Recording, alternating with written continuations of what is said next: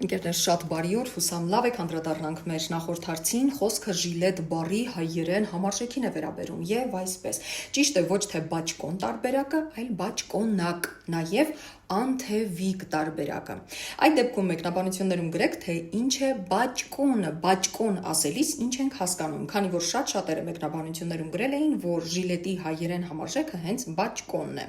Նշեմ նաեւ, որ ճիշտ է ոչ թե բաճկոն տարբերակը, այլ բաճկոն տարբերակը, այսինքն ճուտիկի չ տառն ենք այդտեղ գրում, ոչ թե չամչի չ տառը։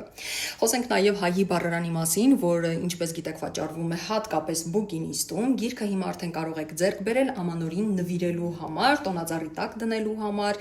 գիրքը շատ մատչելի է իր տեսակի, իր որակի համար, արժեքը 4900 դրամ է ընդամենը, բայց լավագույն նվերի միջոց է սա հիմա։ Եթե ունեք, նկարեք շապիկը, տեղադրեք սթորիներում։